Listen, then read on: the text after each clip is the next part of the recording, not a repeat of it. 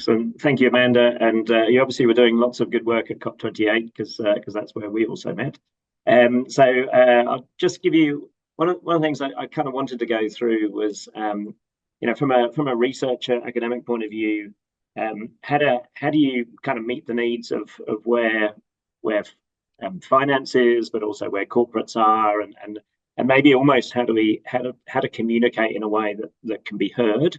Because one of the things I did before I joined Deloitte is I ran clean tech accelerators in Australia, saw hundreds of different amazing, kind of from very early stage to sort of scale up technologies, and kind of try to work through why how to help some of them succeed, and most didn't, but some did, and kind of what were the key points from those. And part of it actually was just talking in a way that can be heard. Because one of the things I do, I reckon probably most of my last 20 years of work, and I kind of started working in this in the late 90s, has really been interpreting between the technology people, the finance people, the policy people, and the corporate people, and they all pretend they're talking the same language, but often don't. So it's that how do you get heard? I think it's really important. And then, and so how do you sort of trigger? What does business? What are the overall view of what business does? They're for profit. I mean, that's why business is set up. It is for profit. So we have to work at ways that we're reducing risks, we're helping grow the business, and as much as possible, how do you find the pull from the user as opposed to the push of you should be doing this, and that's often a lot of the challenge is around that. And then the language of business is also about risk, opportunity, and trade-off. Businesses have so much to manage, and all the different priorities. So how do we make this area something that gets to the top of the list and gets the sort of a lion's share of the trade-off? So I will hopefully those slides are coming through okay. So I'm going to jump through a few things. We don't have much time, so some of this we can share after, and I think the slides will be shared. So I'm not going to go and read the text-heavy slides. But I did just want to jump into kind of setting the scene, and none of this is new for this is now sort of fairly old news in some ways, but it's still important, and it's still quite new for many business. But it's what's driving. So coming out of Dubai, driving a lot of the stuff is the reporting standards, and that's building kind of the activity from business is really there's all this drive for all the different alphabet soup of reporting. So anything that kind of helps to provide data that is more credible, is more assurable, and meets those reporting needs.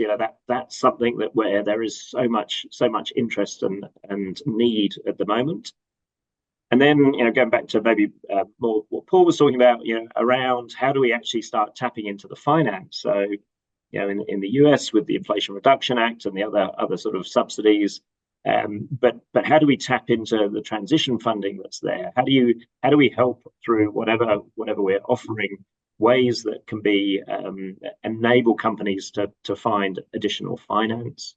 So again, sort of key kind of global themes. The equitable transition, just transition, whatever we want to call it. There's lots of talk around that in Dubai. How do we start thinking around solutions that will address those different needs and kind of help address a lot of the stuff I do is around sort of stakeholders, and how do we make sure that you're bringing your stakeholders along with you, and the community is one of the critical stakeholders. So thinking again, what are solutions that will meet that language and meet that need? And then obviously energy transition, and there's plenty of work going in that, and I'm sure there's many in the room who are working on this. But again, where are the priorities, and where are people thinking? Energy efficiency, it makes so much sense from a kind of an economic point of view, but it's often the sort of the forgotten twin. But all of those sort of things. So if we can kind of pitch language around all of those. So it's just, I think this is the context for business, and kind of referring back to that as we're communicating with them is really important. So this is a lot of the work we do with the World Economic Forum. And around how do we influence boards? So there's a whole lot of kind of information out there, but the aim really is how do we take plant seeds at the top of the house of the largest companies and as many companies in the world. Not all of those seeds are going to germinate, but if you look at kind of, again, what are the themes that are important to boards? And then how does that flow down through the company to, kind of needs in operations or wherever else? And it's, the reports of the chair's guide, that's about how do we start working with nature? How do we make sure we're not greenwashing? How do we think about just transition? How do we think about stakeholders? So again, sort of having that as a bit of a frame of what is needed and what's top of mind is really quite helpful. And again, you can kind of use some of that to maybe sort of guide how one would deliver a solution to get corporate partners. Another interesting thing, so this is, again, I'll share this, but it's with the work we do with the World Economic Forum, we've set up a community of climate governance experts, which is a bit of a mouthful. But this is it's academics, in legal academics primarily, it's litigators, it's people who advise boards, so it's not the directors. And it's kind of where is the next thing for boards to be thinking about? And again, maybe, if the work that you're doing can fit into this and help some of this, then maybe that's a good angle.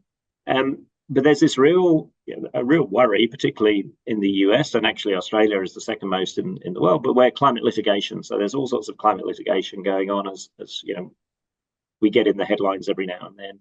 And there's this really interesting balance of, is it better to be more open and more transparent?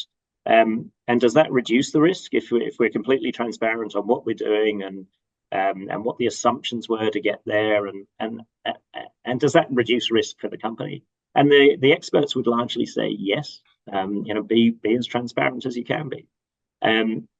But most companies around the world, it changes a little bit in different markets, are actually starting to maybe we shouldn't be quite so transparent. Maybe we just do sort of minimum reporting compliance level because of that litigation risk and the worries around that.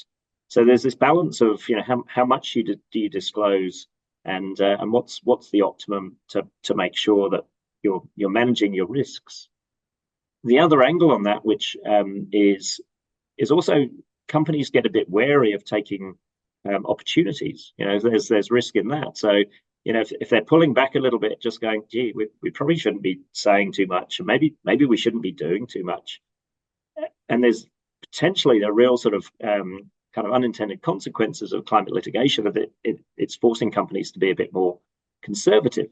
I think the mature companies are kind of fine with that because they understand those risks and opportunities a bit more. But many companies are not that mature and really just sort of getting up to speed on this. So it's an area. How kind of your work fits into that, I don't know, obviously.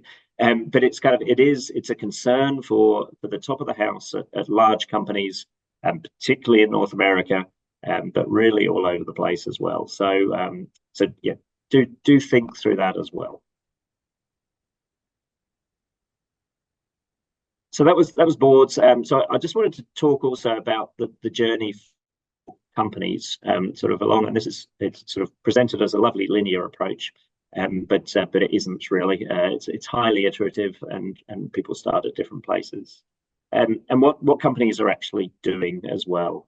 So this is we've kind of worked. I've worked all over the world with large companies, looking at what are the steps we're seeing that companies go through, and it all seems quite sensible. As you look at all that, it's all quite sort of standard words, things you'd expect.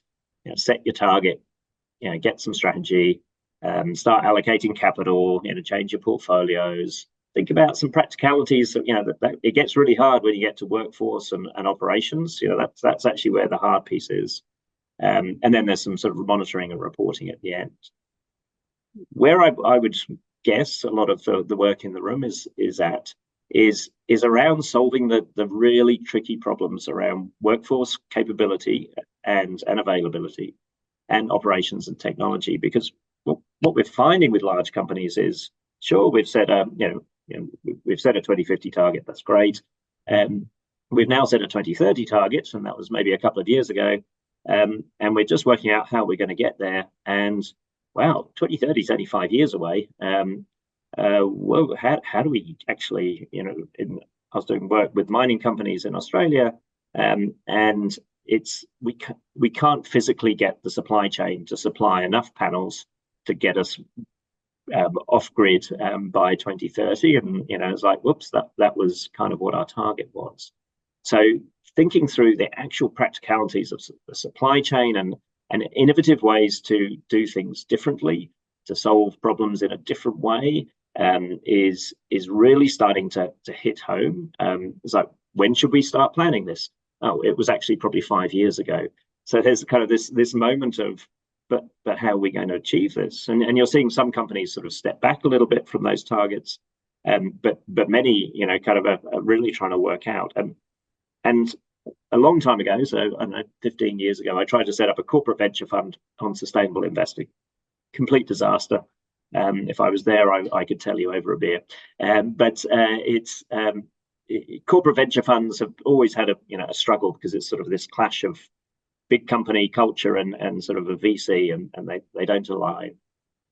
What we're starting to see now is the big companies are becoming, you know, in mining and oil and gas, are starting to realize that if they do things this way they've always done them, if they source and prove and test technology in the way they've always done it, they won't be able to deploy it fast enough. So we're seeing more and more kind of activity from the big heavy emitters investing into early stage technology, to maybe pulling up research partnerships to actually, how do we solve this in a more clever way? We can't do it like we've done it before. And so that is really, I think, a great opportunity to find where's that unmet need, where are the heavy emitters, particularly in industrials and energy and resources, struggling, and then how do we fit in and solve their problem and get funded along the way, but also, you know, accelerate their decarbonisation. Fantastic, thank you. If you could wrap up, John, yep, that would be terrific. Yep. Oh, I'm going to well, finish on this. So there is another slide in there of kind of what we're actually seeing in the market. But this came out of a session I attended last New York Climate Week with the World Economic Forum about climate communications. And we had, as we were having this conversation, we had New Yorker cartoonists doing minutes live and drawing live, and we saw these at the end of the session.